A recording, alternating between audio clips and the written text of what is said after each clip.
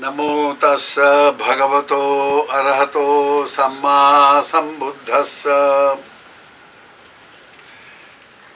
The subject of the discourse today is what motivates action.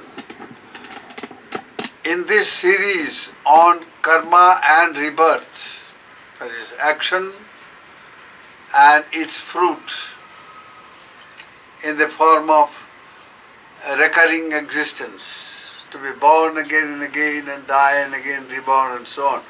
This business of samsaric existence. Now in this series we have been discussing from different points of view. Today I will, it will be based on what is called Nidana Sutta. Nidana really means that which originates things, that which brings about, that which causes, and so on. Nidana. So the Lord Buddha gave this sutta, this teaching, when he was staying in Savatthi, and it is found in Anguttara Nikaya, in the Tika Nipata, the third part of Anguttara Nikaya. We have translated this, and I will read it out first of all, and then explain the underlying significance of the sutta. It is a profound sutta, and also it really brings out a very hopeful message that we can get out of this vicious circle of worldly existence by using the same force, the force that keeps a being tied to this worldly existence and all the sufferings, undergo the sufferings of worldly sufferings, worldly existence. Now the same force can be used in order to get out of this vicious circle. Just as it is said that with one poison you nullify another poison. Even so, with one set of action you do away with another set of action that brings us into bondage. So the sutta proper, the translation reads as follows. He addresses the monks there. He says, monks, there are these three motives inducing volitional actions. Volitional action means karma. Which three? Greed motivates volitional action, hatred motivates volitional action, and delusion motivates volitional action. Whatever action is performed out of greed, is born of greed, is motivated by greed, is caused by greed, that action ripens wherever one is reborn. That means the space, wherever one is reborn, and whenever that action ripens, then does one experience the consequence thereof, of that action. Whether it be in this very life, or in the next life, or in any other life thereafter. Or that action, the consequences can be, nullified. It can be made dysfunctional. So, and that is how one can outgrow it. Similarly, whatever action is performed out of hatred, the same thing, out of hatred, and when that action ripens, wherever one is reborn, and whenever that action ripens, then one experiences the consequences thereof, whether this life, next life, and the other life, or you make it dysfunctional, defunct. Similarly, whatever action is performed motivated by delusion, and caused by delusion and so on, that action ripens wherever one is reborn. And whenever the action ripens, then only does one experience the consequences of that action, whether it be in this life, next life, or any life thereafter, or it is nullified. Now these are the three motives, as we have read at the very beginning, that greed motivates, hatred motivates, delusion motivates action, volitional action, that is karma. And when whatever these actions, you see, whatever action is performed by any one of these three, the roots of karma, they are called the roots, mula, or also hetu of karma, then they are bound to produce result somewhere, either in this life, next, or thereafter, or wherever we are reborn. I mean, they continue as a potential force until they ripen. They continue within the stream of consciousness in our mind. The mind is the carrier of the karmic force, and they continue. And so, whenever the right time comes, it is not here two things will have to be understood. One is that they continue from life to life until they fructify, they ripen. And wherever we are born, then it may ripen anywhere in any life, only at the right time. Now this timing is very, very important, because when the right time arrives, only then it can ripen and produce the fruit thereof. Now you can see how Devata, in the case of the two cases I have already discussed during this series, that is of Chunda, the pig butcher, how his consequences in this very life, you see, the evil deed that he perpetrated for 55 years, how he experienced in this very life the sufferings of hell. Before he actually went into the hells, he suffered here, all those hellish states. Similarly, the other one, the Dhammika Upasaka, in this very life experienced what he was bound to experience in the next life. That is to say, Tusita. He was born in Tusita and enjoyed all the great divine blissful life. But before he actually was reborn, here and now he experienced part of it. So here, the timing, the karmic force, once you do the karma, motivated by either greed or hatred or delusion, they are the motivating force. They are like the fuel of the vehicle. You may have a very posh car, my goodness, spending $1 million. But then, if you don't have the fuel, that car is absolutely useless.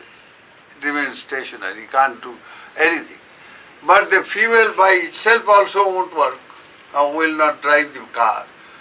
It will not run the car unless there is the engine which produces power out of that fuel and then runs the vehicle.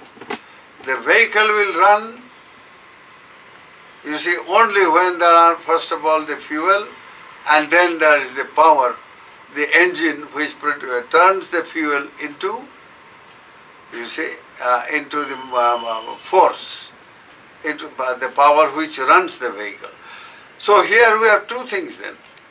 One, you have got this lobha, dosa, moha as the fueling agency, so to say. They are the roots of karma and they induce karma. Now, karma the Lord Buddha defined, and we have discussed in this series, karma is threefold. That is, karma as a mental action, as a verbal action, and as a bodily action.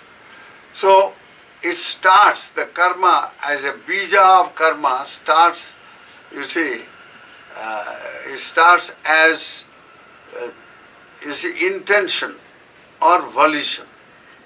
That means you will to act.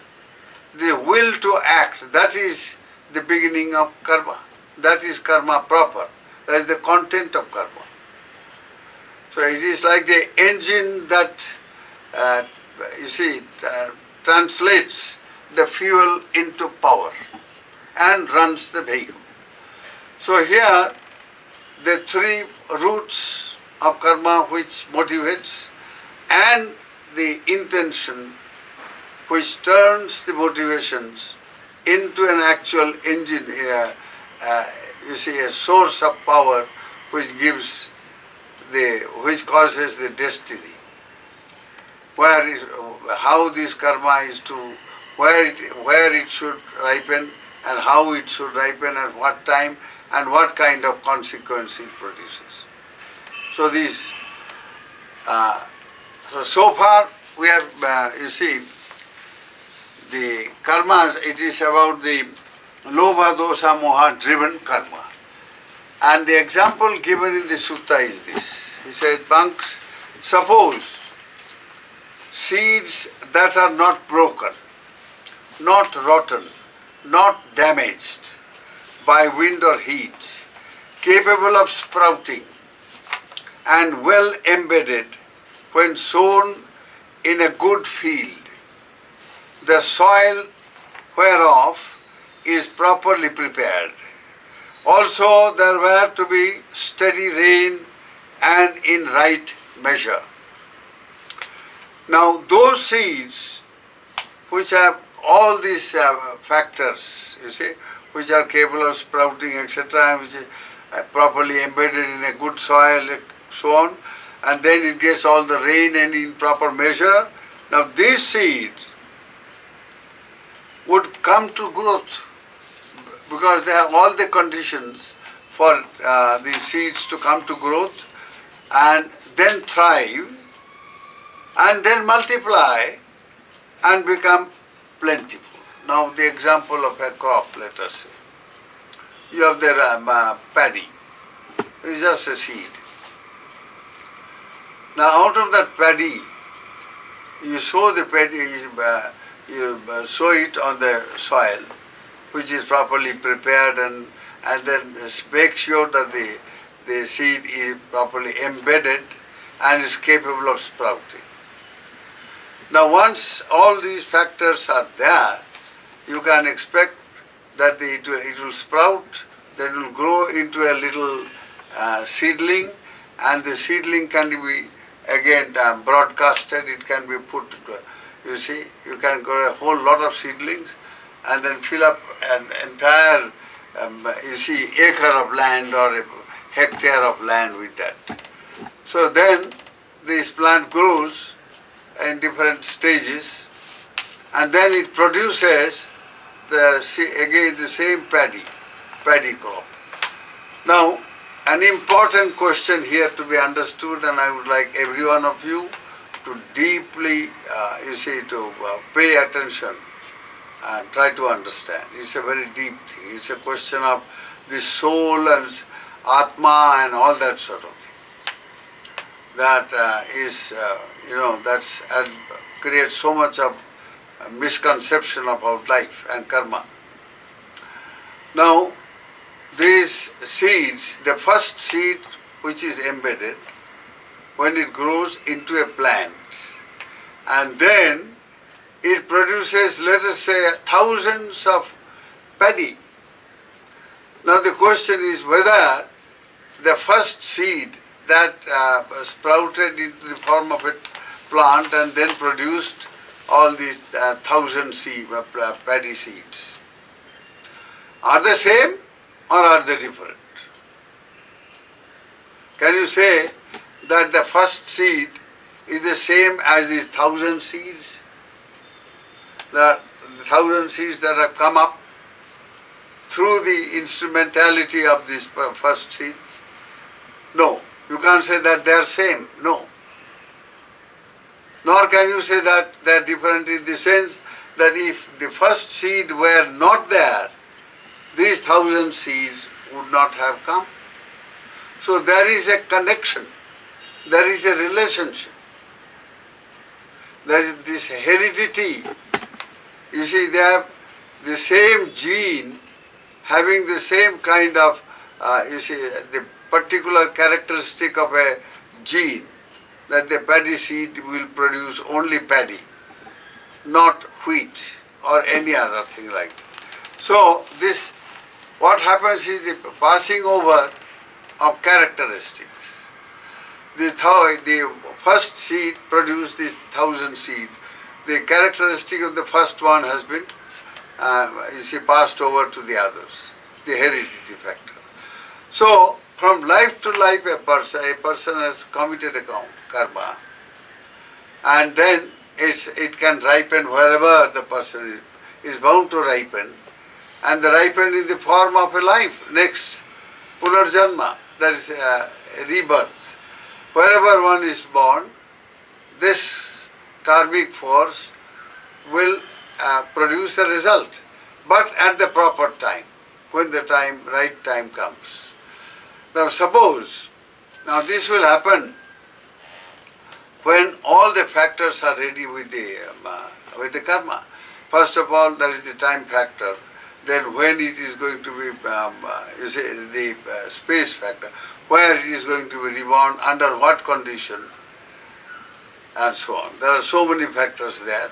And when all these factors are present, then one is reborn, and there the fruit, it ripens, and then one gets the fruit of it. Now, in the case of Chunda, he suffered here and now. And in the case of the Upasaka, Dhammika Upasaka, he enjoyed here and now. What is to happen in future, that he experienced. Because the seed was very, very powerful seed, obviously. So this example of a seed,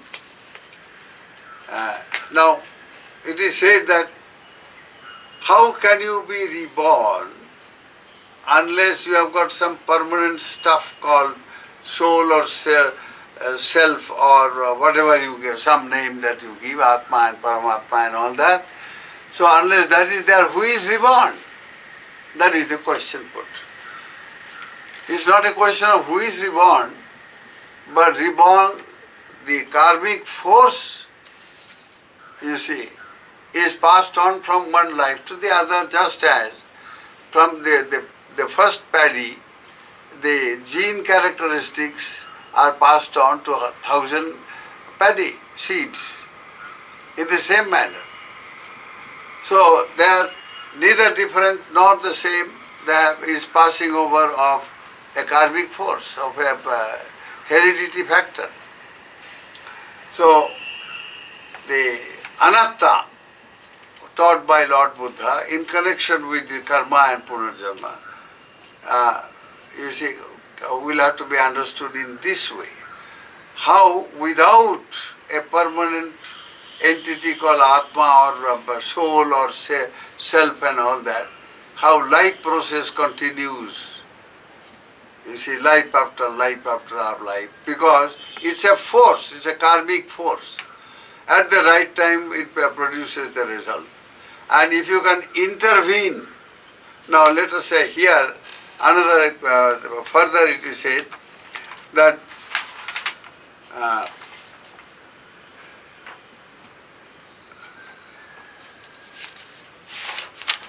there are these three motives inducing volitional action. Which three? Non-greed. In the first it is said greed. Here it is said non-greed, non-hatred, non-delusion, motivate volitional action. And then whatever action is performed out of non-greed, and it is motivated by non-greed and so on. When by such action, you see, when you perform an action motivated by non-greed, automatically what happens is the greed factor, which is also inside, gets eliminated. When you practice, let's say, dana, which is motivated by non-greed, at the same time, you can't have greed and grab that what you are giving. See, if you are giving something, you can't grab it back and take it away.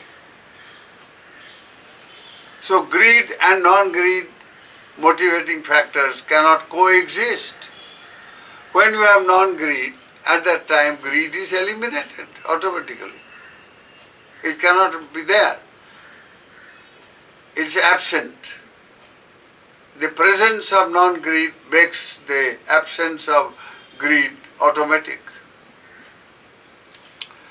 And now when it is, you see, when that greed is eliminated by the performance of an action which is motivated by non-greed, then the chetana, the intention or karma at its seed form, the karma also is given up. If you have the greed, it's bound to produce a karma anyway. So when you have done away with the greed by practicing non-greed, what will happen is the karma which would have come out of the greed also gets eliminated. It's given up. It's abandoned. So when greed cannot function